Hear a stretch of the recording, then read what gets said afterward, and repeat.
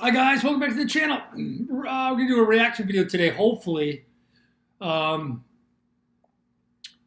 I'm hoping to get that out. Hope the voices line up. But anyways, this is Mojo. I'm Joe, and welcome to Q News. Um, we're gonna do a reaction video on this rally, Unite for America rally with Vice President Kamala Harris and Oprah Winfrey. You have to ask yourself, why would Oprah do this? Why would she do this? And I don't know. I'm hoping to get some policy stances here. I'm hoping to know what she plans on doing the border, inflation. Um, I just, we just need to know where this lady stands. I mean, so we can make an educated vote. I don't know what the Democrats are doing. I used to think, the Democrats, they love this country. They just voted differently. The direction we have gone in the last 4 years, I mean, Obama really took us down there. I mean, Obama got this started. He got the ball rolling to this real storm we're in. But these guys are finishing it off. I mean, another 4 years of this, guys, and I'm in real estate. And I'll tell you what, I'm pretty nervous about these last couple of years. Have been not the best to say, not the best. But like I said, if the elections are fair and free, and Kamala wins, and that's what the American people picked, I'm all in. Kamala's my president. I just don't know if that's goes both ways on with these insane people, and with their grip of power. It's like their bid to hold on the power any which way they can. I mean, even bringing Oprah here. This is, hey, I don't know. I'm gonna keep an open mind. I haven't seen it yet, but anyways, I did skip ahead in the video. I'll put a link to the video down below in the description. But we're at 23 minutes already because, oh my gosh, guys, it was unbearable. I mean, you should go back and watch this. I mean, it was an absolute train wreck, in my opinion, in the beginning. They just had everyone all divided, all these different little groups. White dudes for Kamala, white chicks for Kamala, black chicks for Kamala, black dudes for Kamala, Asian people for Kamala. It's all these little separate groups they try to break us down into. And that's what they also use to pin us against each other. They do. They put blacks against whites all the time. And in my opinion, like I said, the blacks that I know, we want the same exact things. It's not this DEI crap. It's not this transformer stuff or, killing babies up to the, day they're born, or even in some cases after they're born. These are not our these are not hot topics on anyone's plate. It's not going to help grocery prices come down. It's not going to help gas prices come down. It's not going to stop all these illegals and this replacement theory that's going on in our country. And blacks, you guys have to be worried the most. I mean, you are being replaced, systematically being replaced. They know the votes are slipping away from those guys. They know a lot of these black people are waking up and realizing that President Trump is not this evil dictator character that he's being portrayed as. They're actually finally starting to see things that he's done in this country to help them. So let's watch this interview. It's a little bit longer one. Looks like this thing goes on for about an hour. I don't know if Kamala talks the whole time, but let's get into it.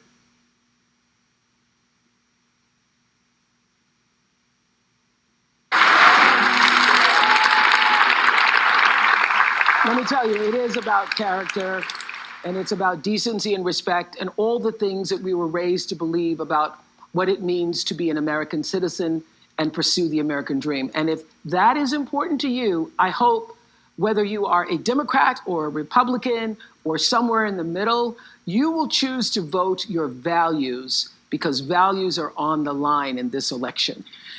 And in no other country on this earth could her story unfold the way it has. From a child of immigrants to big sister to McDonald's worker, there is hope for y'all.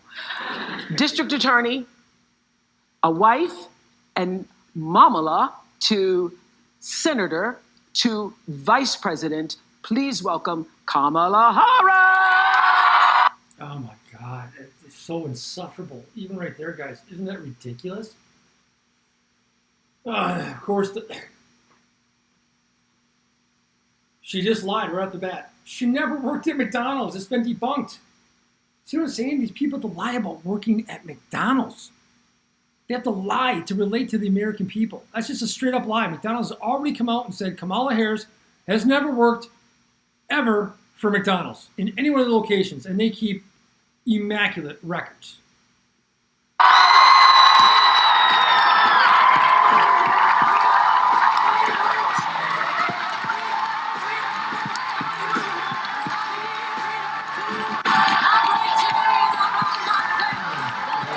Already insufferable life.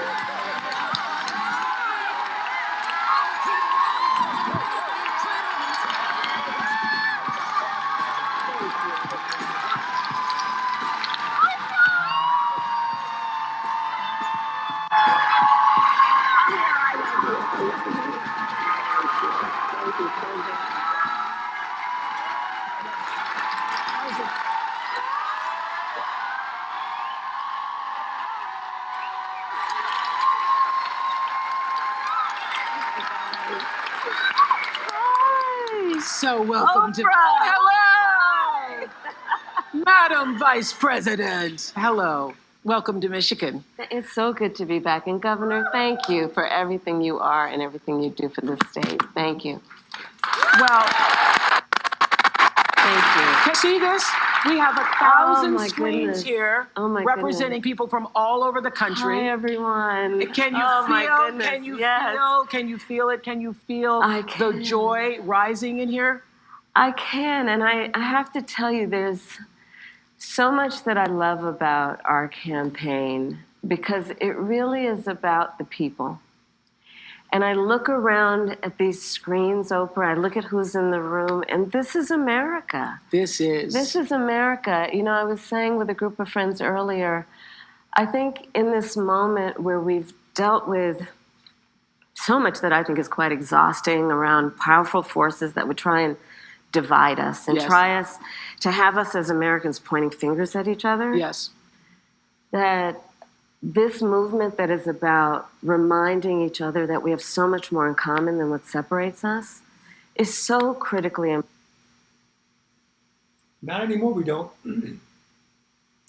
I used to think that too, but it's just not true. I'm not up for killing babies in the womb. This is birth control. I want nothing to do with DEI. I want nothing to do with these endless wars. I want nothing to do with the corruption at all levels of our government, in our local media, in our national media. I want nothing of my kids being taught about Transformers in school. I don't want it. I don't want it. And I thoroughly disagree with that we do not have more in common. We used to. Like I said, I'd be a Democrat 20 years ago. I would not be a Republican. And I am not a Republican. The GOP, not a fan at all. I'm an American first citizen. I'm just about United States first. Putting our kids first. Putting our citizens first. Putting our elections first. Getting rid of the lying mainstream media. You know, I just want what's best for the country. Important. And this is about the strength of who we are as Americans. And this movement that we're in about, as I like to say, seeing in the face of a stranger a neighbor. Yes. Right? Yes. An extension of love thy neighbor, that you literally in the face of a stranger see a neighbor. Yes. And approach each other with that level of dignity and grace and kindness. God, Well, that's exactly what happened with the What are women, you black talking women. about? I know you've known Joe Taker for many years. Thank you, Well, my that's dear. exactly what happened. She started it. Is that they had to started it. They had to be It's your fault. It had the big call and then said, let's open the door. Yeah. Let's open the door and invite everybody else in. And everybody actually came. Organically. Yes. Organically. Like, Yeah. this is the beauty of our country. There's so much at stake in this election. And Organically, guys. That's just another lie. We've already caught her busing people into her rallies. This campaign has been nothing but a campaign of smoke and mirrors. She doesn't do any hard-hitting interviews. So, well, maybe this one will be, but I won't hold my breath. She has to have rap stars at her rallies to get any people there. You saw that one rally she did in Detroit the other day. My God, it's like, what, 100 people there, not counting their press.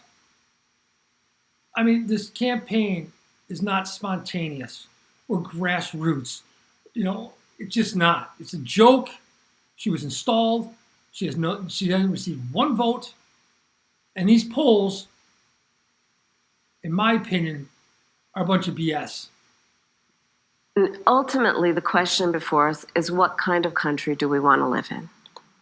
And the beauty of a democracy, as long as we can hold on to it, the beauty of a democracy is each of us has the power. Each of us has the power to answer that question. That's right. Everybody Right? on this call and beyond has the power. Well, but can I just start with this? Yes, please. I have to say this because in all of my private conversations, Gail, and I've said this 100 times, Yeah. and everybody is saying it, you all have said it, I know you have.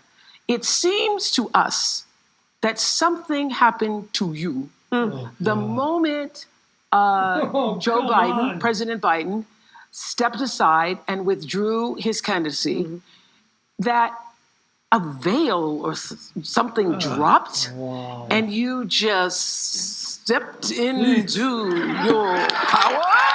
Step into your power? Now, Oprah, man, I tell you.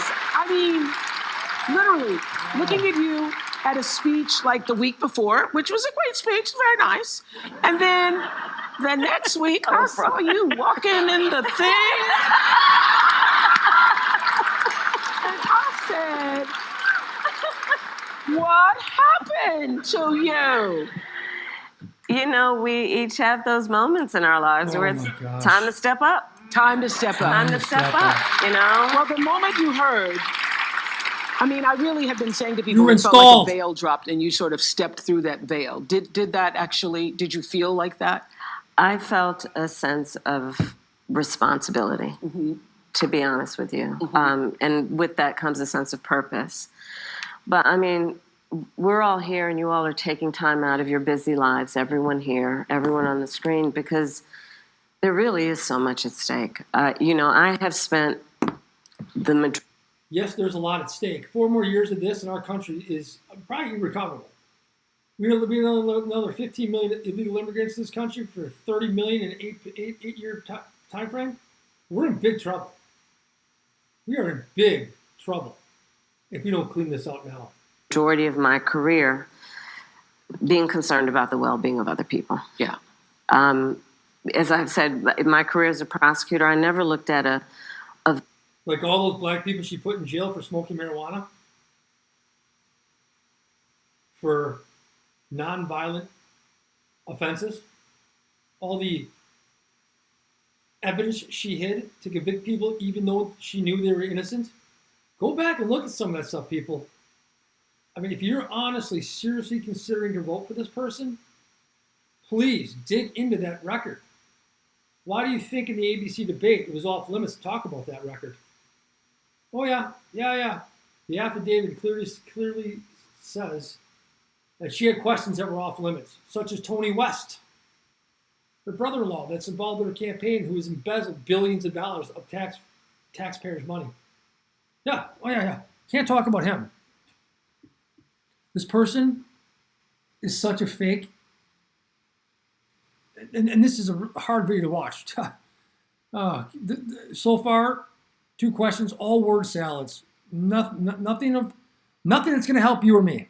victim or a witness and ask them, are you a Republican or a Democrat? The only thing I ever asked them is, are you okay? Are you okay? I know when I heard that. You know? Touch me. And traveling this country and knowing what is at stake in terms of fundamental freedoms, what's at stake in terms of fighting against hate and those those efforts to They're the divide most us. hateful people on the And planet. I do know that I'm in a position to do something about it. So I felt a Okay. great responsibility.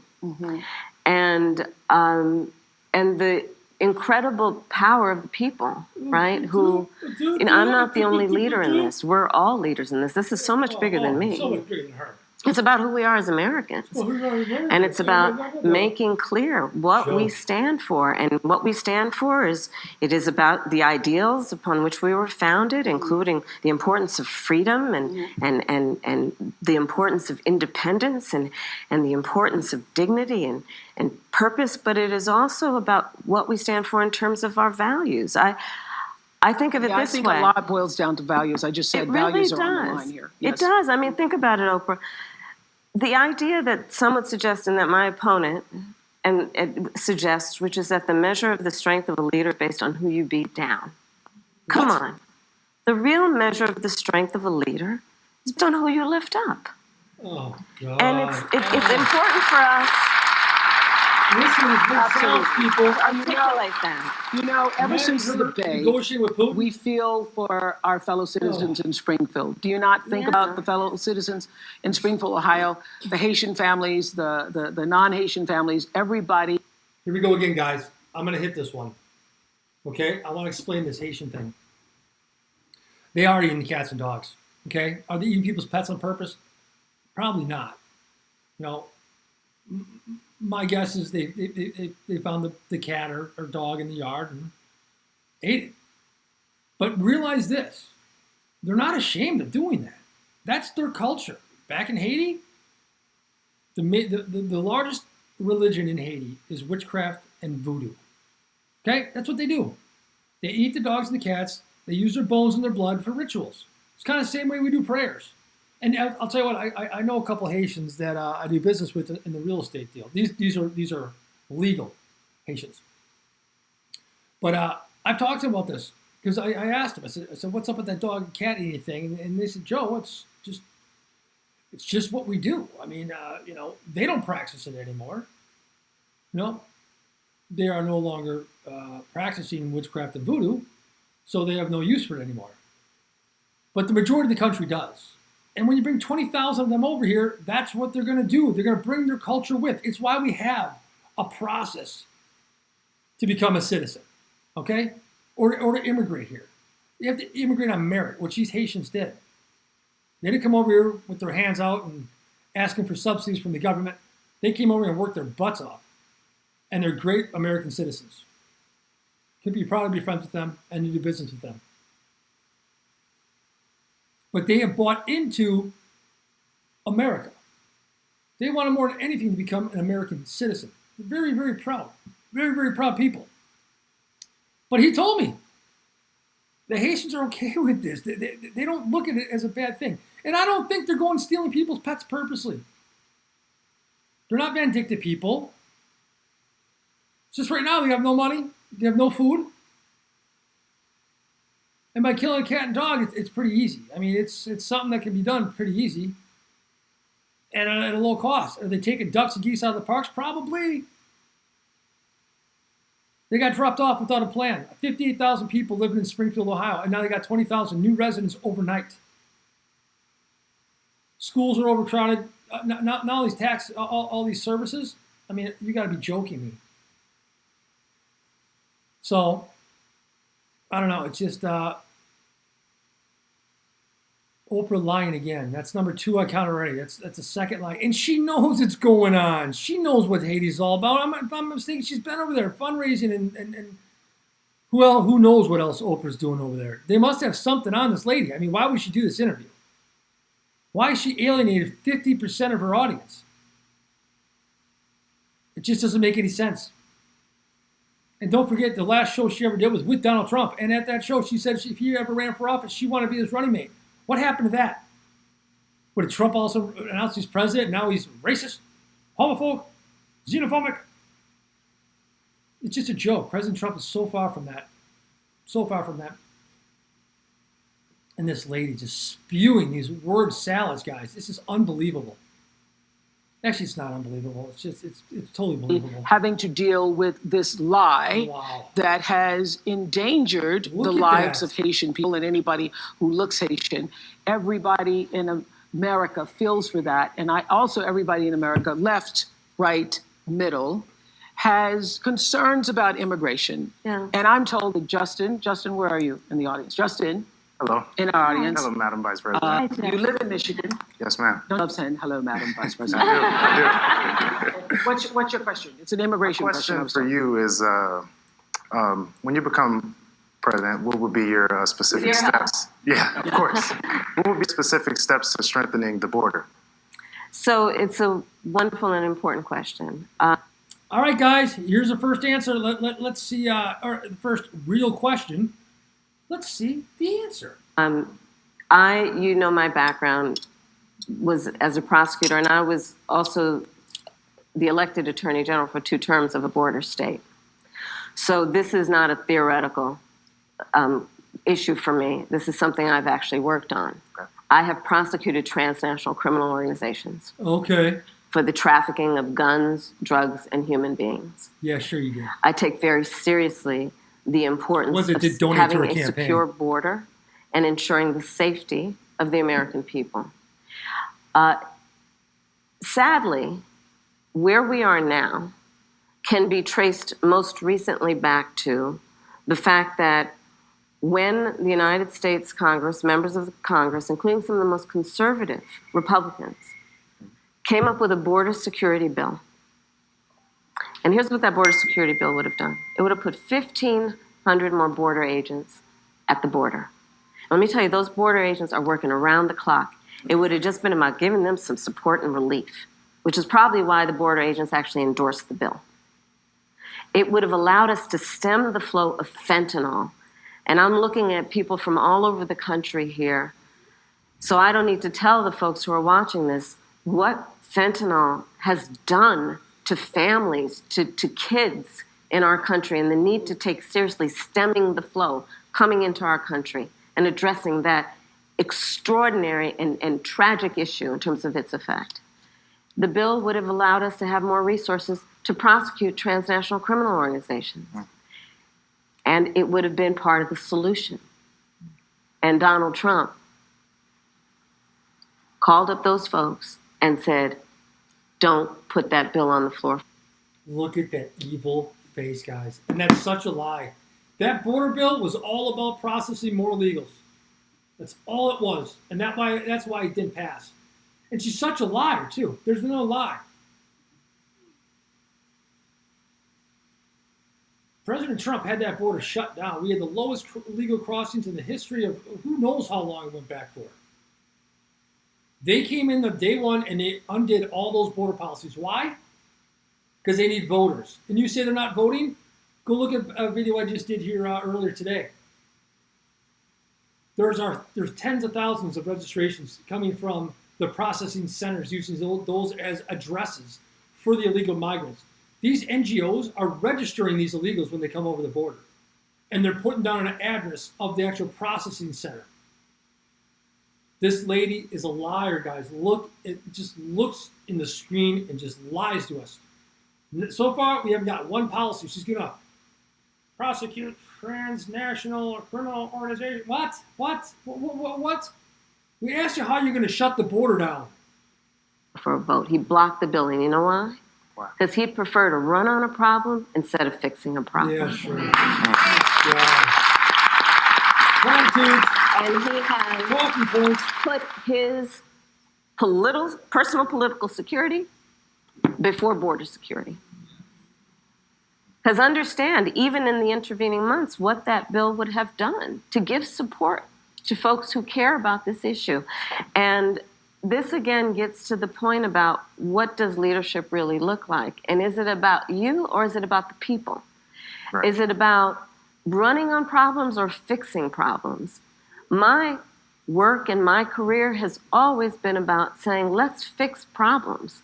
Let's address the needs because we know it's within our capacity to do that. So to answer Justin's question, now that bill has gone and hasn't passed, will you reintroduce that? Absolutely. And when I am elected president of the United States, I will make sure that bill gets to my desk and I will sign it into law. Thank you, Justin. Thank you, Justin. Listen to this. She doesn't need that bill, guys. President Trump shut down that border with just executive orders, and she can do the same exact thing, except no, that's her policy right there. She's going to reintroduce the bill that didn't pass.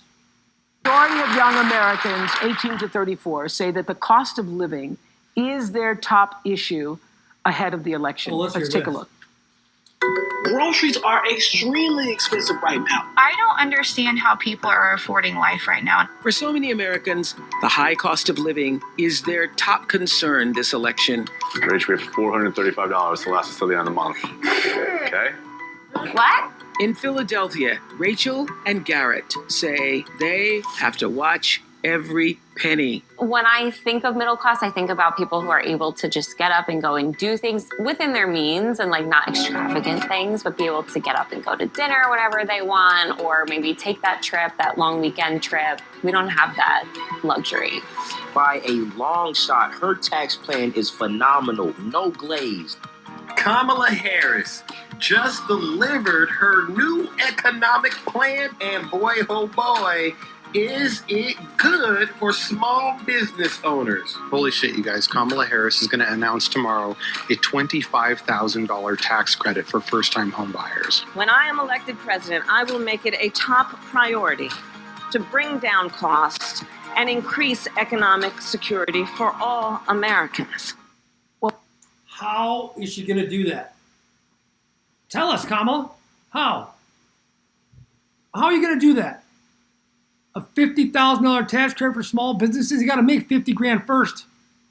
You're not giving someone $50,000.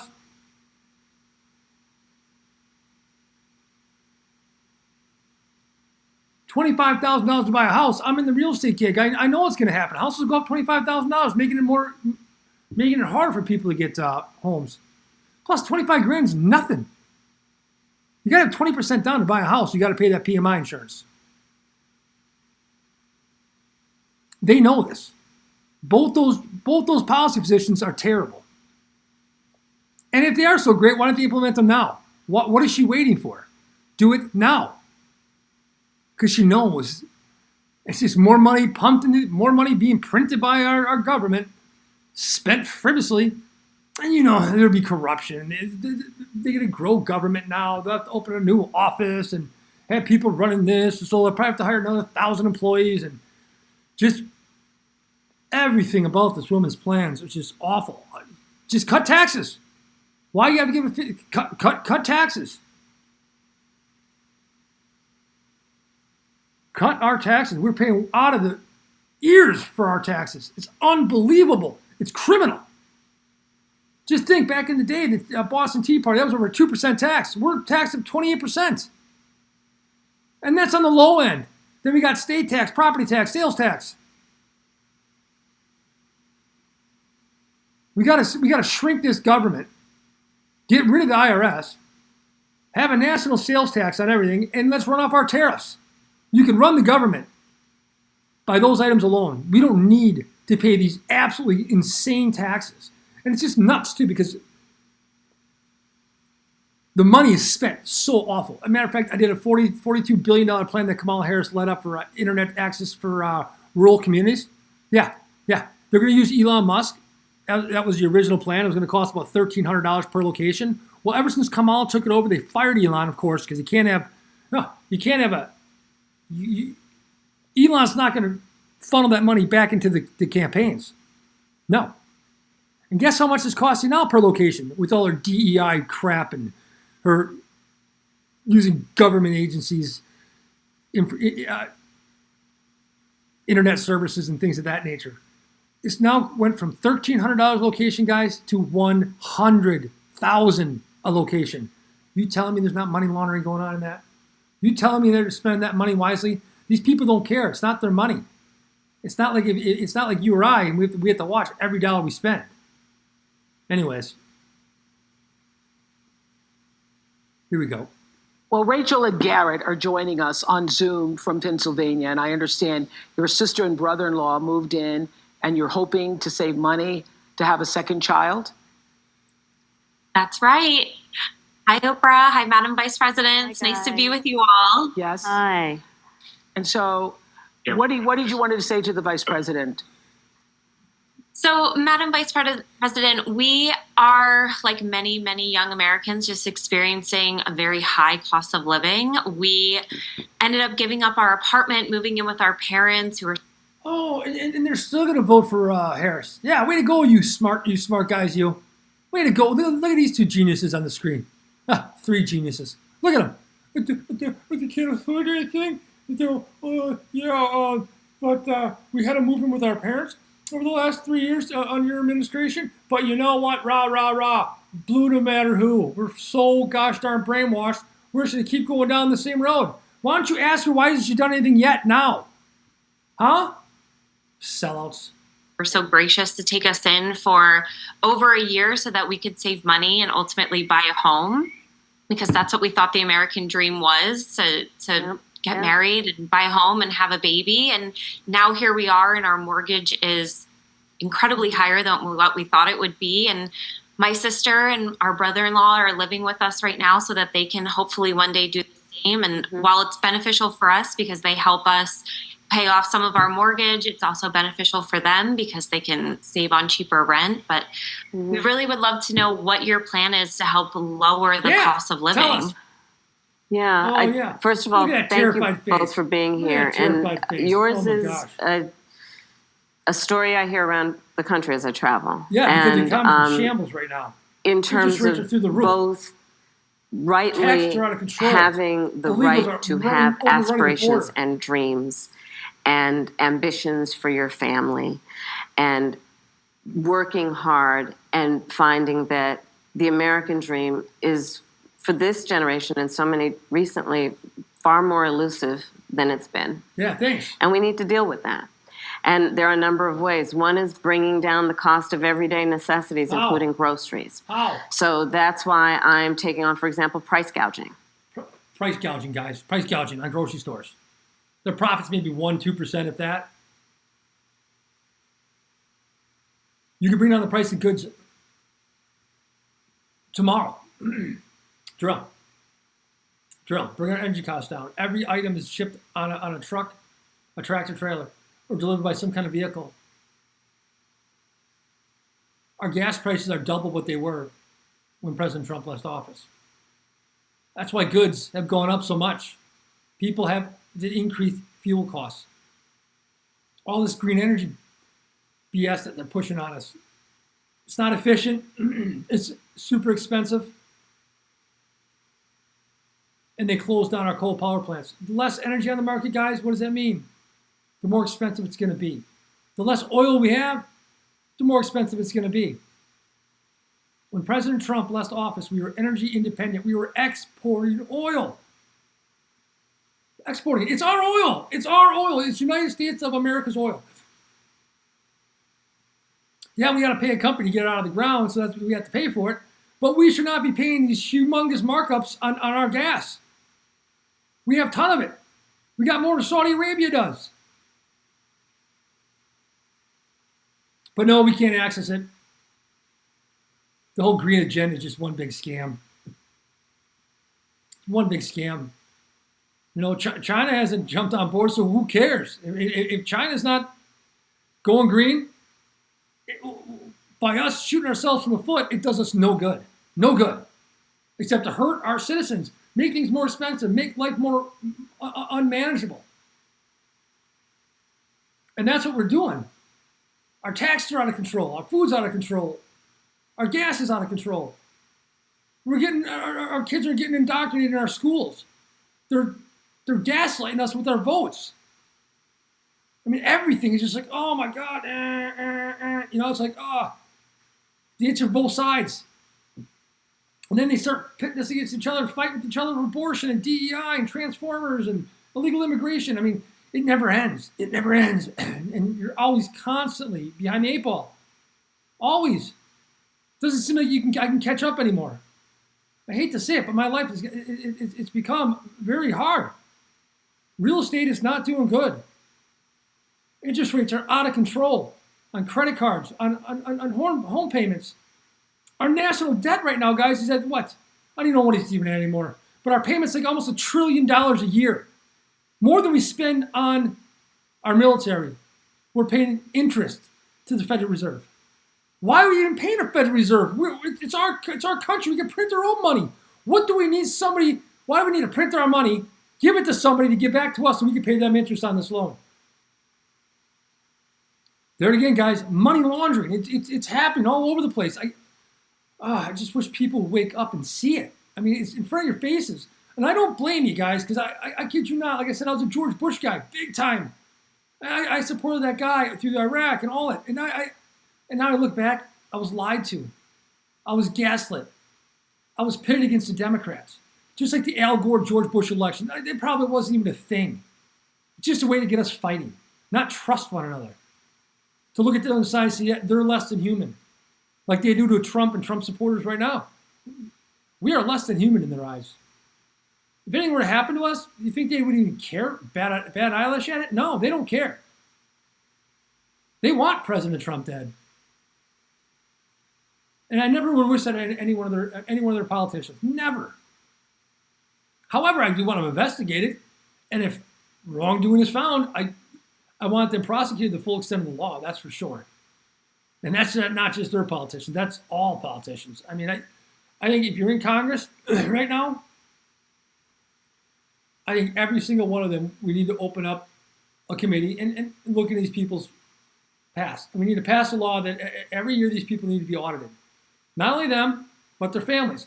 And here's the thing. Don't run for office then. If you're disagreeing with that, don't run for office. But I mean, it's the same thing you guys would expect out of, us. Why can't we expect it out of our politicians? Why can't they take their drug tests? We get a job. We have to take drug tests. Why not them? I mean, who's it more important?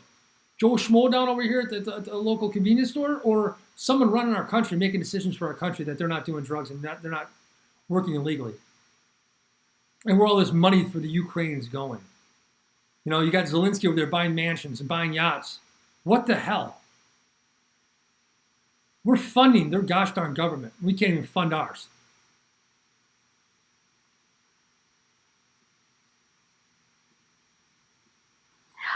Which is when, most companies and corporations are good, but for those bad ones, they take advantage of people, especially during a pandemic or extreme weather. That's why prices they end are up high, jacking guys. up prices, Price gouging. and there needs to be accountability and consequence for that. So I'm going to be taking on price gouging.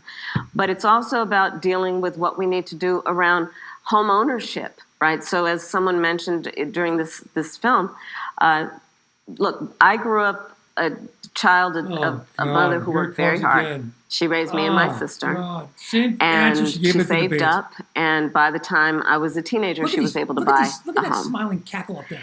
And we grew up actually for a long time in an apartment on top of a child care center that was owned by the woman we called our second mother, because she helped my mother raise us. Who cares? And she was a small business owner, Miss Shelton. So I'll bring all this together to tell you the way I think about it is, one, when people work hard and have a dream of buying a home, we should give you the opportunity to be able to do that, which is why part of my plan is for first-time homeowners, buyers, to have a $25,000 down payment assistance to buy your first home. Look at these clowns. Because people just need to be able to get their foot in the door, and then you'll do the hard work. Part of my plan is what we need to do to support small businesses, because my second mother was a small business owner, and I love our small businesses and our small business owners. They are not only business leaders, they are community leaders. They mentor, they hire locally, and we have so many entrepreneurs in our country who have great ideas, incredible work ethic, but not necessarily access to capital, because not everybody, like my opponent, was handed $400 million on a silver plate that he... What in the heck is she talking about? Look at that face, guys. And that is a face of just evil. She looks right into this camera and just lies. And then Oprah's sitting over there, nodding right along with it. Filed bankruptcy 6 times on. And so part of my plan is to give startup small businesses a $50,000 tax deduction to start up their small business. Right now it's $5,000. Nobody can start a small business with $5,000. So that's part of my plan. That's a teeny tiny business. You have to have the $50,000 to start the business. First of all, guys, this is another policy that is not going to help anybody. Just cause prices to go up. That's a business in teeny tiny business. It's a concept of a business, right? Yes. You know where I'm going. That's right. God, look at these fucking And part of on paper with the right. It just hasn't happened, right? Part of to speak to you guys and your family and your dreams is what we need to do around giving middle-class families tax breaks. And so part of my plan is also to extend and expand the child tax credit to $6,000. Oh my gosh, $6,000. So that you can, in the first year of your child's life, have the resources to be able to buy a crib and a car seat and clothes for your baby, knowing that's such an extraordinarily important time in their development, and you shouldn't have to worry about how you're going to take care of their basic needs. All of this and more is part of what I plan to build, and I call it an opportunity economy. And it's basically about creating opportunities, knowing so many people have the ambition, have the aspirations, are working hard, but just need opportunity to reach their goals and their dreams. I saw you smiling with that $25,000 credit for the home. I saw that smile on your face and the $6,000. Thank you all so much. I want to just introduce to Shelby, who's also. What a joke, guys! You see those? It's unbelievable. See them up? See those two people up there nodding? In our virtual audience. Thank you guys. Shelby from Virginia, who's also struggling with the cost of living. Tell us your story, Shelby. Why? Hi, Madam Vice President. Hi, Oprah. I'm 24 years old. I'm a graduate student living with my parents, and I want to move out next year and potentially buy a home. And I'm concerned about the affordability of one with the extra costs and bills that I'm paying now, along with the bills and costs I will pay in the future too. And so everything just has a cost and everything is so expensive. And so I'm worried about my capacity and how I'm able to fully support myself once I do live independently. You sound like one of my daughter girls from South Africa graduated. She was like, I hate adulting. I hate adulting. This adulting isn't going so well. Yes. Well, so first of all, congratulations on all the success you've already achieved. And it is your story and the story of our friends before you is really, that's the American story, right? You are working hard, you have goals, you have ambitions. And so part of it is, again, the $25,000 down payment assistance. Part of it is what we need to do to also push back against a very different vision for our country. Because look, in this election, there are two very different visions for our country. One, for me, that is focused on the future, including you, and another that is focused on the past. What Donald Trump, what my opponent plans on doing for the economy is doing what he did the last time he was president and giving another tax break for billionaires and the biggest corporations that would add $5 trillion to our deficit. And get this, he plans on doing what I call a Trump sales tax, which is basically he's going to put a 20% tax on everyday necessities that economists have estimated will cost the average American $4,000 more a year, which is why Goldman Sachs, which is why Moody's, which is why Wharton School of Business, which is why 16 Nobel laureates have collectively determined, after analyzing our plans, one, mine would strengthen the economy, his would weaken it. Two, that on his plan, he would actually blow up inflation and invite a recession by the middle of next year. So when you think about the cost of living, my approach is about lifting you up. His would be about actually weakening our economy. And I feel very strongly when an individual, when a small business, when a family, when the middle class is strong, America is strong. Amen to that. Amen to that. Thank you, Shelby. Thank you, Rachel and Garrett. So the Harris campaign kicked off the Fighting for Reproductive Freedom bus tour to support the fundamental right for women to make decisions about our own bodies. And here is a short tape on that. I did something that nobody thought was possible. I got rid of Roe v. Wade. After Roe v. Wade was overturned, Tennessee put forth a ban immediately that banned all abortion with no exceptions. Abortion bans are not pro-life. They are pro-poverty and pro-inequality. It's been over 2 years since a 5-4 ruling by the Supreme Court ended Roe versus Wade, the landmark case that provided nearly 50 years of abortion rights across the United States. Our body! Our body! Since then, abortions have been banned in over a dozen states. Many women and doctors say the limits on reproductive rights have forced them into unimaginable situations. These policies do not reflect evidence-based medical practice. They do not keep my patients safe. According to the gender equity policy, women who live...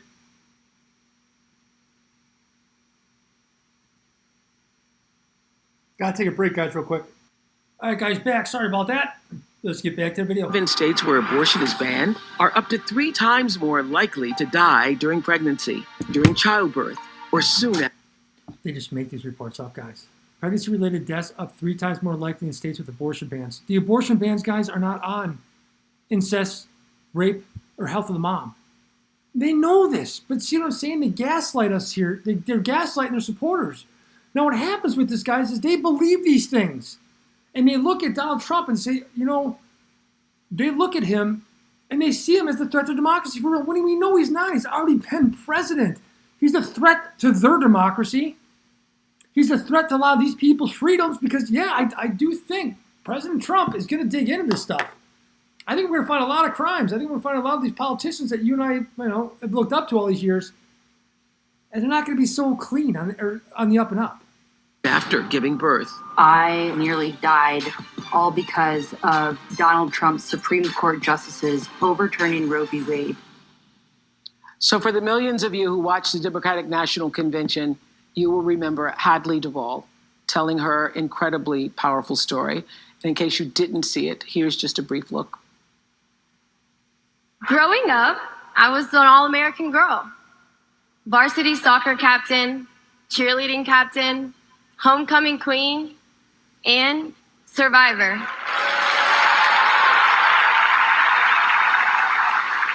I was raped by my stepfather after years of sexual abuse.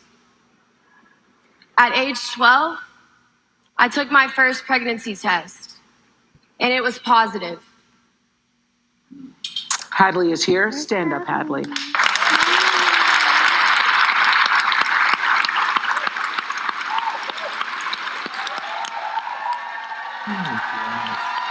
I'm not going to sound a sad story, guys, but incest. There's no state that's making you pay full-term incest or rape.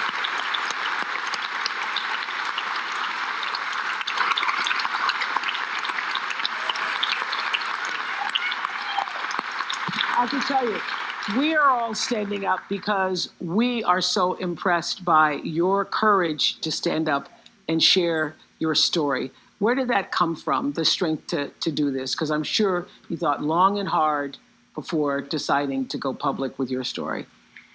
When Roe v. Wade was overturned, thanks everybody, I woke up with a harsh reality of my abuse was over, but my story is not. And I just could not fathom thinking about the other Hadleys out there that don't have that choice, that don't have somebody to go to. So being able to find courage and be the light for them, that's really what I do it for. And so what do you want to say to other people who are voting in this election regarding what happened to you and what that means? You can't wait until it's too late to care about reproductive health care, because then it's too late. And when it affects you, it hits, and you can't deny it. You can't look at someone with a story like mine and say it didn't happen. And there are more people like me out there, and there are gonna be so many more who deserve their options. They deserve their choices. Let's get involved. We have someone who's willing to hear us at a level like never before. We have someone who wants to know what we want in this country. We have someone who wants to lift up our voice. And we need to show out and show up for her just like she's showing out and showing up for us. All right. There's something we wanted to say to Madam Vice President.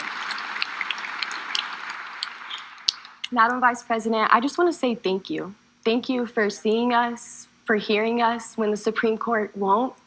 Thank you for fighting and, really showing us that life is not about the hard things that you go through. You don't bow down, even when you're the underdog, especially when you're the underdog. Right. You stand up and you stand tall, and you give me so much hope and so much strength, and thank you. Honestly. Thank you, Hadley, for coming all this way. I hope you continue to use your voice. I hope you continue that. This week, the case of a young woman who lost her life after the abortion ban took place in Georgia made national headlines. Amber's case came to light through the reporting of journalist Kavitha Sarana with ProPublica. And so listen to her story. 2 years ago, 28-year-old Amber Nicole Thurman, a medical assistant and a single mother to a 6-year-old boy, found out she was pregnant. Amber had just secured her own apartment and was thinking about going to nursing school. She made the decision to terminate her pregnancy. A strict abortion ban had recently taken place in her home state of Georgia, which caused Amber to travel to North Carolina for the procedure. Traffic made her miss the appointment, so the clinic gave her medication, what are known as abortion pills. Once back home, Amber experienced profuse bleeding, vomiting, severe pain. She eventually passed out. Her boyfriend called for an ambulance. At the Georgia hospital, Amber's condition deteriorated quickly. In a rare occurrence, it was discovered her body had not expelled all the fetal tissue and an infection was spreading. Official Georgia State medical expert analysis of her case says Amber should have received a life-saving D&C, but doctors waited 20 hours before deciding to take her to surgery. Amber's blood pressure had taken a dive. Her organs had started failing. In the operating room, her heart stopped. On the way to surgery, Amber's last words to her mother were, "Promise me you'll take care of my son." Amber's mother, Shanette, and older sisters, CJ and Andrika, are here, and they wanted to be here tonight to speak out for the first time. Ms. Shanette, what do you want us to know about? This is a sad story, but there are sad stories all over this country. People losing their houses every day. People losing their apartments. People losing their jobs. An illegal alien taking a job in front of a citizen. But what does this have to do with policy? The abortion issue is not a non-issue. It's a non-starter. The abortion issue is in your state. If you have an issue with abortion, take care of it in your states. But I mean, this is what I'm talking. See, this is how they pin people against each other. They tell a story like this, and it gets people all worked up when it has nothing to do with what's going to help bring our gas prices down and our cost of living down. No policy so far, guys. Not a single policy, as she told us, except those stupid tax credits. Amber's story. Spending all this time on abortion. I did not want the public to know my pain. I wanted to go through in silence. But I realized that it was selfish. I want y'all to know Amber was not a statistic. She was loved by a family, a strong family. And we would have done whatever fraud to get my baby, our baby, the help that she needed. When ProPublica came to my home, I pushed them away. No. But Kavitha, she was persistent. She said, it was something that you needed to know. You have to hear me. Women around the world, people around the world need to know that this was preventable. 2 years later, after speaking with my daughters, because I lost strength, I lost hope, you're looking at a mother that is broken. Mm-hmm. The worst pain ever that a mother, that a parent could ever feel. Her father and myself and the family, you're looking at it. Well, we appreciate so deeply you being here. And we're all watching you hear that tape and those words. We know how re-traumatizing that is and the strength it takes for you to be here to tell your story. And we deeply appreciate it. And I have to ask you, as her sisters, how are you coping? And what does knowing that this could have been prevented, how does that sit with you? How do you cope with that on a daily basis? I mean, it's heartbreaking. You know, that was my baby sister. I loved my baby sister, you know. I'm beyond hurt, disappointed. I feel guilty. I wish I could have helped her, you know, because she was suffering. Mm-hmm. And we had no idea. We trusted them to take care of her, you know. Mm-hmm. And they just let her die because of some stupid abortion ban. They treated her like she was just another number. Mm-hmm. They didn't care for her as if, you know, she was their daughter or their, you know, granddaughter. Yeah. You know, and she's not here. She'll never come back. Yeah. Andrika, what do you want to say? I want to say that it's very disheartening that my sister was allowed to suffer for 20 hours. She suffered. It was nothing that we could do to help her. We trusted the healthcare professionals to do their job and save her, but they failed her. Well, I think the most powerful thing that you've said here, Ms. Jeanette, is that your daughter is not a statistic. She had a life. She was loved by her sisters, loved by her family, loved by those who knew her, and she's not just a statistic. And we are happy to speak her name tonight in this room, talking about what this country needs in terms of reproductive rights and freedom. What do you want to say, Madam Vice President? I'm just so sorry. Madam Vice President. And the courage that you all have shown is extraordinary, because also you just learned about how it is that she died. And they just recently learned. Yes. How? Yeah. And Amber's mom shared with me that the word over and over again in her mind is preventable. Yeah. Preventable. That word keeps coming to her. Mm-hmm. And this story is a story that is sadly not the only story of what has been happening since these bans have taken place. And, you know, so just to step back in terms of how we got here, the former president chose 3 members of the United States Supreme Court with the intention that they would overdo the protections of Roe v. Wade. Mm-hmm. And they did as he intended, and in state after state, including yours, these abortion bans have been passed that criminalize healthcare providers. In a couple of states, prison for life, Oprah. Prison for life in a couple of states for a doctor or a nurse who provides health care. And so it seems very apparent. Even when the mother's life is in danger. But see, here's the problem with that. So is she on death's door before you actually decide to give her help? Mm-hmm. That's the problem. Is that what we're saying? Yeah. That you've got to prove you're on death's door. Like literally a doctor or a nurse has to say, she might die any minute, better give her now care.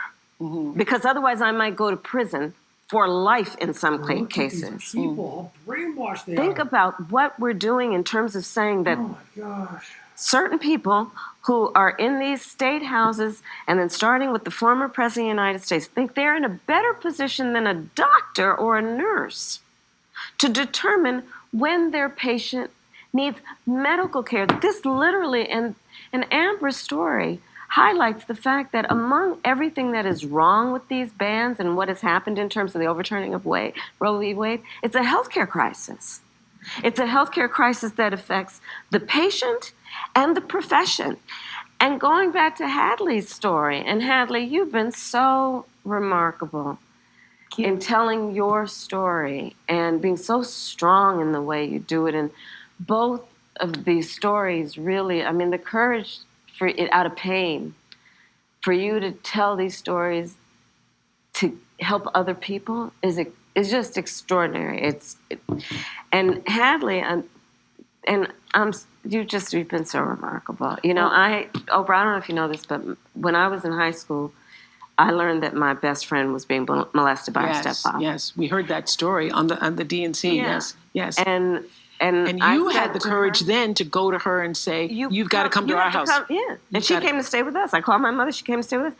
And the idea that these same legislators who would be saying, criminalize healthcare providers are also saying that after a person's body has been violated, that they have no right to make a decision about what happens to their body next?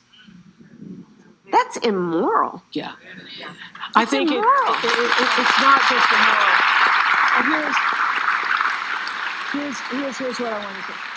I just don't believe that those legislators, that the government Why are we spending so much has a time on this right topic? to be in your womb. They have no Does this right affect to your be everyday in pocketbook your people? womb with decisions about Are these your policies womb. are affecting you at all? And what are we one doing? does not have to abandon their faith Divisive, or deeply divisive held topic, beliefs and that's to what they're agree. hammering home The on. government should not be telling her what to do. Absolutely. Right? If she chooses, she will talk with her priest, her pastor, her rabbi, her imam, but not the government telling her what's in her best interest. Well, Oh, this but is they a can give you long healing transgender process surgery. for this family. And we thank you, and we hope that by being amongst people who heard you and heard your daughter's story will be meaningful to you in this journey to healing. Thank you so much for being here. Okay, I want to also... Thank you. I want to hear from Star Walker, who is a campaign engagement organizer in Milwaukee, one of my hometowns, Milwaukee. Hi, Star. What's going on in Wisconsin? Hi, Oprah. Hi, Madam Vice President. We are fired up here in Wisconsin. I'm an engagement organizer, so I work with those within their personal networks. As friends, family, teammates. Yeah, and by empowering people to leverage their relationships, we amplify their voices and deliver progress. Oh, guys. We're I think fired we're up, and we half hour of also this thing. know it's a razor-thin race. So just like in 2020, this is going to be won by a field margin. It's on us to roll up our sleeves and do the work. Let's make phone calls and knock on doors. Go to go.kamalaharris.com to join this people-powered movement. That way, when we look back, we won't just be remembering how we felt, we'll be remembering what we did. Woo! I love that. I love No that. platitude. Y'all, I love that. That's a big takeaway because we're all feeling really good right now. But what really matters is what are we going to do? Absolutely. What are we going to do? Thank you so much, Star. I see somebody else on the screen, Julia Roberts. Hi, Julia. Hi. Hi. I heard you were so excited you wanted to be here tonight. Why? Well, first of all, Oprah, thank you for hosting this because I guess if I started a voting club, it would be conversationalists for Kamala. Yes. Because to talk, to listen, to party be of heard, censorship. to have this back and forth is so unique in this campaign to beautiful, wonderful Kamala Harris, who I've had the good fortune of knowing for many years. And I am a mother of 2 kids. This is their first chance to vote in an election, and I couldn't be more excited for them to have the legacy to say that their first vote they ever cast for president was for you. I have just chills saying that out loud. Are you all going to the polls together? Are you organizing a party? Are the Motors having a poll party? What's happening? I wish we were all going together. In fact, they are in college, so we will be separated on the great day, but in spirit united always for what we believe in and what we, I feel like it's interesting. We talk so much about being Americans united for something, but this has become such a global representation of our country and what we stand for. And I get to travel internationally a lot. And I want people to say, oh, you're American? And not, oh, how's it going over there? Yes. So I want to get back to that space. Exactly. Thank you, Julia. Exactly. Thank you. And hey, there's Tracy Ellis Ross coming up there. Tracy, now listen, if anybody should have a voting party, I think it should be at your house because you have great parties, girl. I just want to say hi, hello, Madam Vice President. It's just an honor. I actually have never met you, which is crazy. And hi, Oprah. Wait, what did I miss? We just saw each other the other day. Okay. Oh, hi, Tracy. Hi. Hi, Oprah. How you doing? Hi, good. Yeah. This is exciting, though, isn't it? Isn't it exciting? It's exciting. It's exciting because I believe in democracy. I believe in the future of our country, in reproductive freedom, bodily autonomy, women leading. I believe in decency.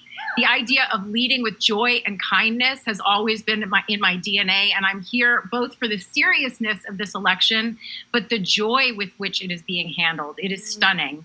And then I also really want to remind everybody, it hasn't been mentioned, but voting up and down the ballot is incredibly important. Your freedom and your daily life are all the way up and down that ballot. People are policies, and we need the right people in all areas, all positions.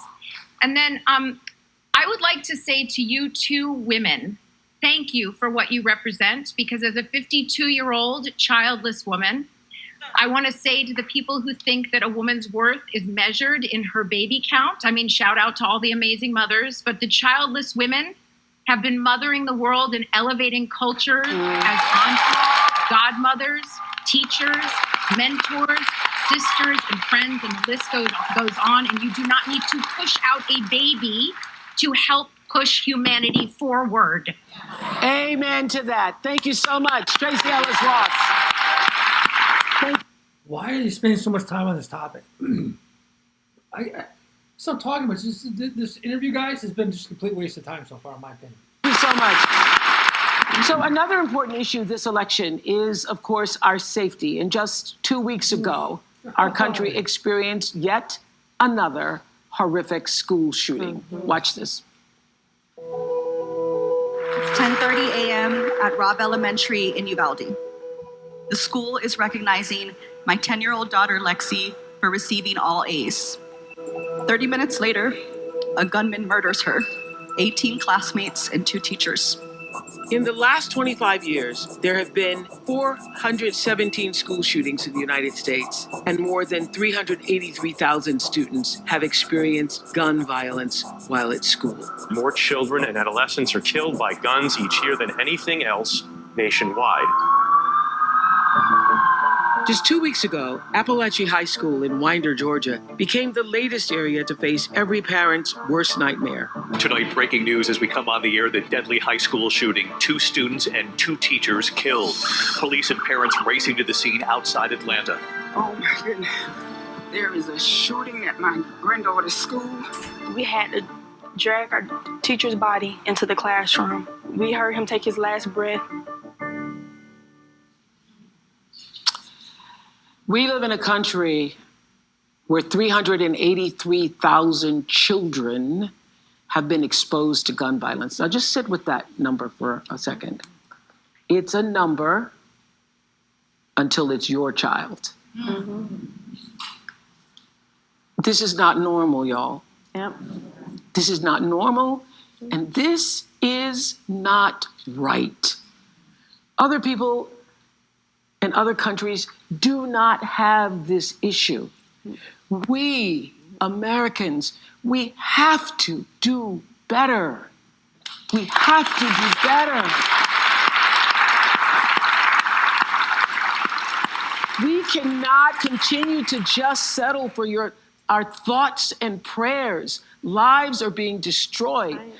15-year-old Natalie Griffith and her parents, Doug and Marilda, are here. And Natalie, we are so sorry to know that you too have been added to that number because you were in algebra class when you were shot twice by a 14-year-old fellow student. We're so glad that you lived to tell your story. And so how are you tonight? Well, before that thing, the video, I was very happy. I still am very happy to be here and to tell my story and what happened, because it was a terrible thing. Mm-hmm. And it should not have what's it called?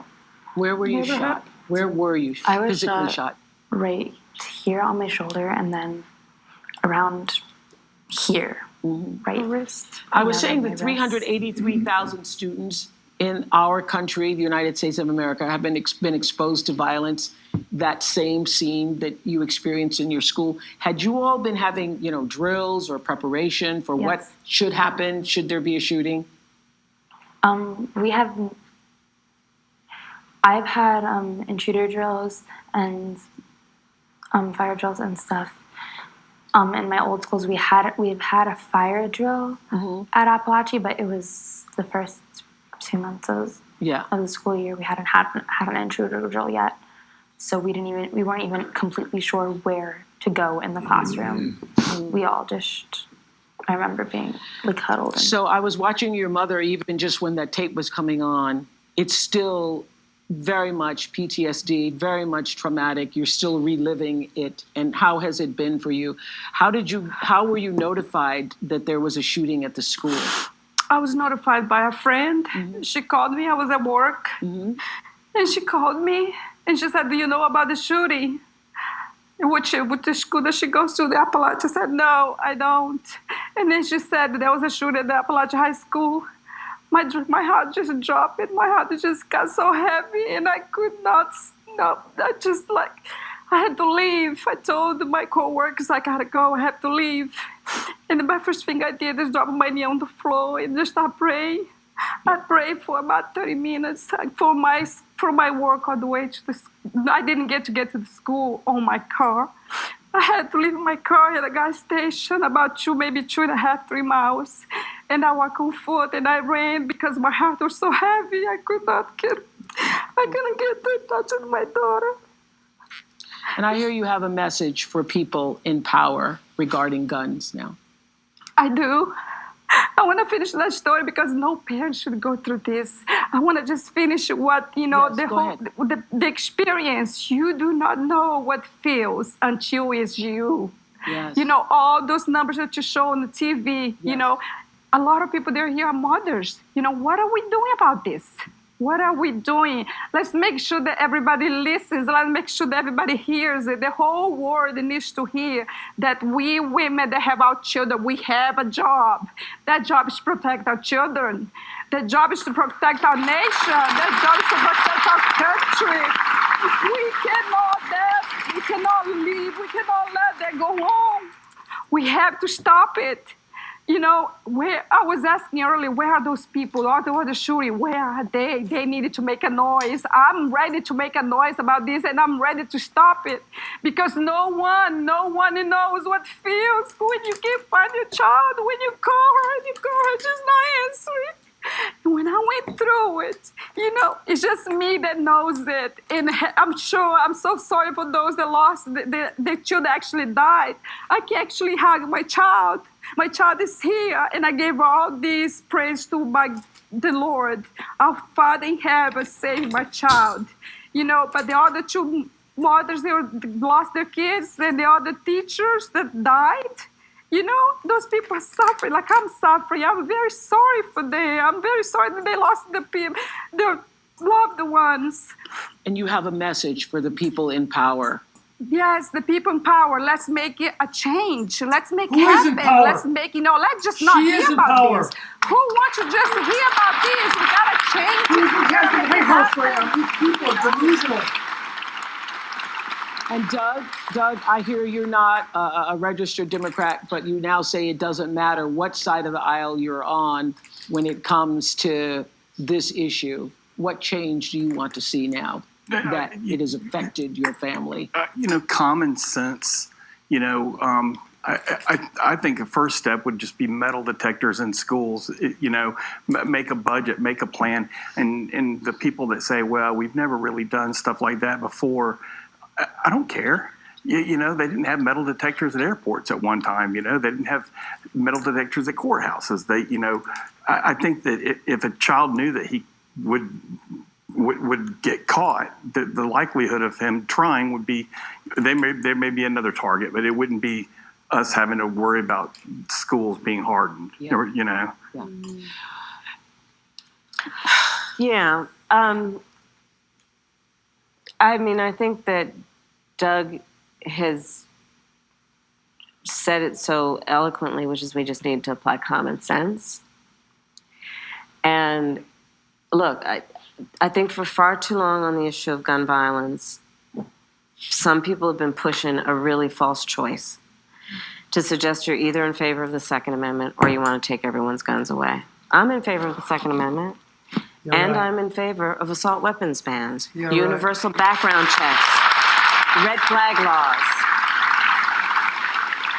And these are just common sense. These are just common I sense. thought it was so powerful at the convention when you said you have guns. No, at the debate.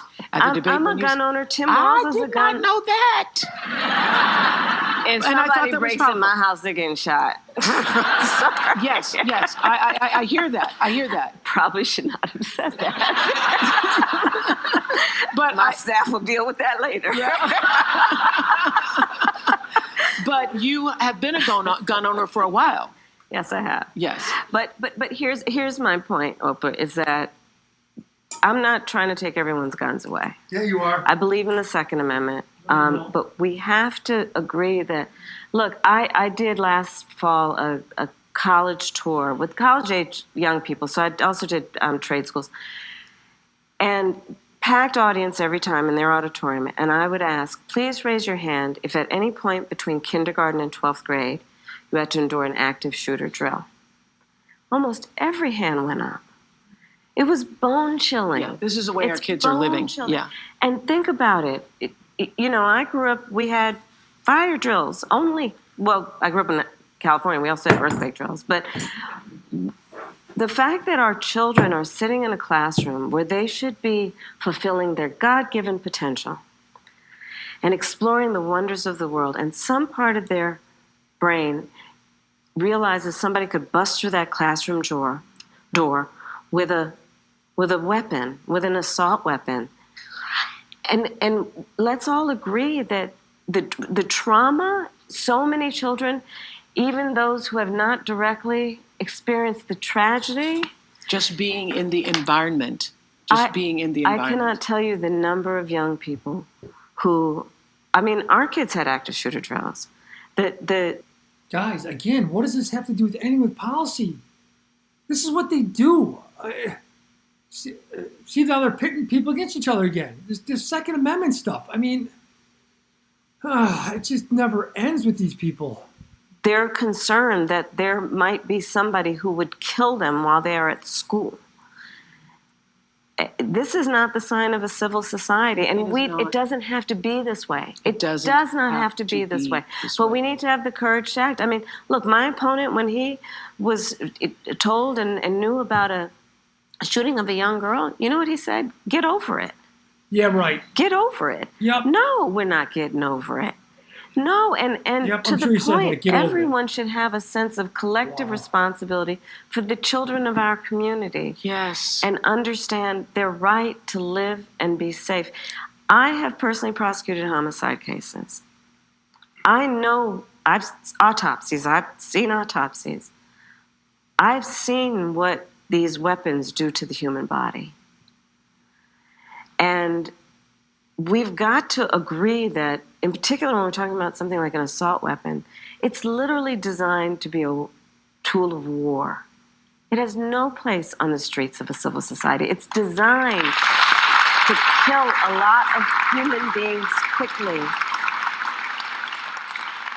And there are things we can do. I mean, thankfully, over the last 3 years, we've done some, but it is common sense. It just seems like common sense we would see this. I think and so. I think that the majority of Americans agree with you that we do not want assault weapons in the hands of children and other people who have no business with those types of weapons.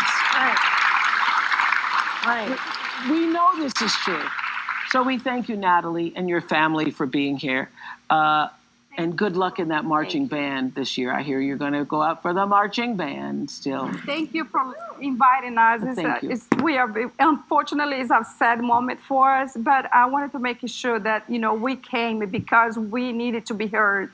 And we needed to, change has to be made, and we're ready to fight for this. Thank you. Thank you. Okay, we want to hear what's going on in another battleground state. Tracy is a regional organizing director in Nevada. Tracy, tell us how things are going for you. We're tuning in to find out policies. Hi, everybody. I'm Tracy Lee, a regional organizing director in Nevada. I am the Silver State this year because there's so much on the line. From healthcare to lowering costs, these issues impact all of us. My team and I have been building relationships with voters across this state because here in Nevada, we know that enthusiasm alone does not win campaigns. Organizing does. So all of you watching tonight can become organizers, whether you talk to your sister, a roommate, or a grandparent about why you're so excited to vote for Vice President Harris. You are organizing and energizing other supporters. So please go to go.kamalaharris.com to find ways to help and enjoy the rest of tonight's event, and let's get to work. Let's get to work. Let's do something. Guys, this is unbelievable. Meryl Oprah, Streep, hello. You and I. Hi, Meryl Streep. You and I talked about this momentum. She's a millionaire. How are you feeling? How are you feeling about the momentum? Oh man, this has been overwhelming to have the privilege to sit in and listen to the testimony of the people here. Hello, President Harris. Not yet.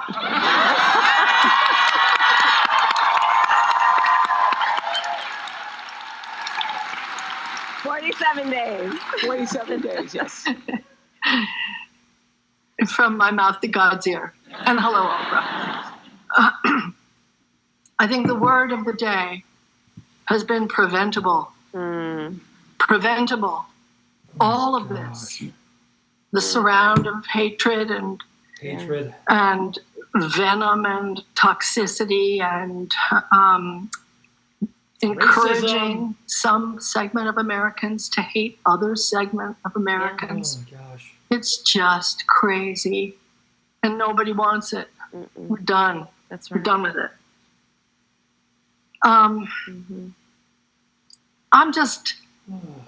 I wanted to ask you, I can't believe I have this opportunity. I probably never will again. If I have a little Debbie Downer moment, because actually, I think you're going to win. I'm sure you're going to win. But what happens when you win and he doesn't accept it? And you know that there's going to be this long slog of shenanigans. And I'm wondering how we get to that moment, how we preserve certification on January 6th. Because if it doesn't happen, it'll be maybe thrown back to the legislatures of the states. And I've been working with state government citizens campaign, which is sgcamerica.com. So they're great. They're doing the unglamorous down ballot work of promoting those candidates, because I'm worried about it, and I wonder if we're ready for January 7th, 8th, 9th, and what happens. What happens? Wow. So we will be ready, but just taking a step back, and thank you, Marilyn, for the gift that you give, your talent, your creativity. Thank you for being here.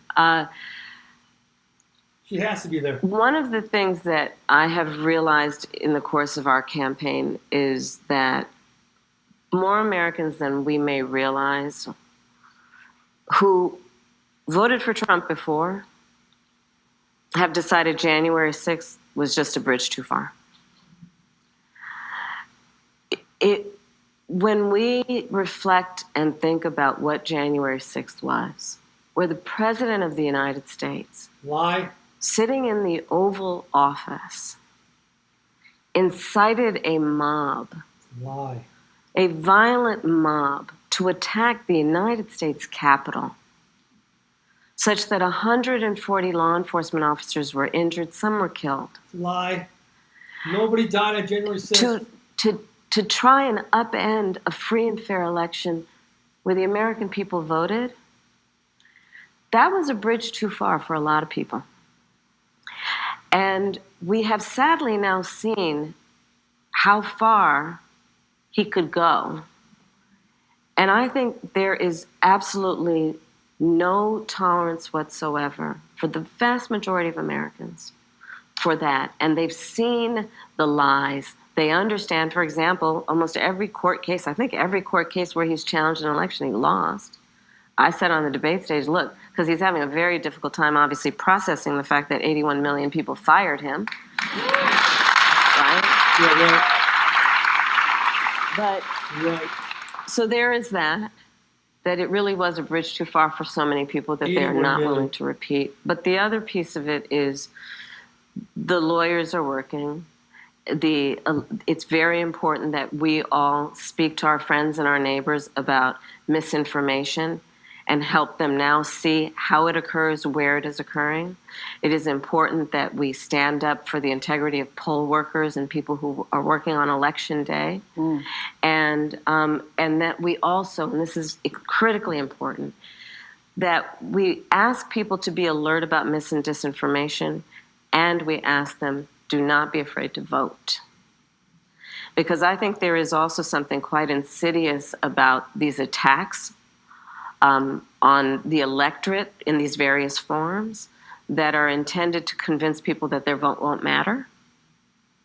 And in that way, there's a little bit of reverse psychology going on here, and let's just make sure nobody falls for it. Your vote does matter, and we cannot let anyone ever take our power from us. We can never let anybody silence us. This is such a dishonest human being. We all remember going to bed with Trump being up in the election night, and we all saw the ballots being pulled from underneath the table in Georgia. We also saw him blocking the windows in Detroit. These people are just liars. Go back and watch a couple of my videos, guys. I mean, I've actually done a couple videos here on these fraudulent votes, mail-in ballots, these overseas ballots. Guys, it's a lot worse than we know, and we need to pay attention to it. You need to get out there and be poll workers, volunteer, get involved, make videos, do something, but we have got to get involved. This lady and these supporters are just rabid. Look at all like clap seals. Oh, yay, yay. I mean, it's being done on both sides. We got to clean our elections up. Paper ballots, that's it. No more darn machines. Republican, Democrat, poll workers. Hand count, hand count, hand count. And when we get those votes out, starting soon, early voting is already going to start this week, I think, through November 5th. And let's make sure everyone votes. And we are going to have a good election day. We're going to fight for the integrity of the people's voice and for our democracy. And, you know, I'll just mention earlier, a couple of folks talked about what this means in terms of the world. You know, as vice president, I've met over 150 world leaders, presidents, prime ministers, chancellors, and kings. And the thing about representing the United States of America is when we walk in those rooms around the world, we have historically and traditionally been able to walk in those rooms, chin up, shoulders back, with the self-appointed and earned authority to talk about the importance of democracy. Listen to this word salad again, man. People around the world are watching right now. Salad. Because you see, the thing about walking into a room and being a role model is people watch what you do. Feel the joy. To see if it lines up with what you say. Joy. And in that way, the consequences of this election are directly going to impact the American people and people around the world. That's what we're fighting for, and those are the stakes. And that's why we're going to win, because we know what we're fighting for, because we know what we stand for. Thank you, Meryl. So, thank you, Meryl. What is on your heart to say to the American people as we have 47 days until November 5th? What's on your heart? To say to particularly those people who are still undecided or maybe indifferent or on the fence still? We love our country. Oh, God. I love our country. I know we all do. That's why everybody's here right now. We love our country. Please help us.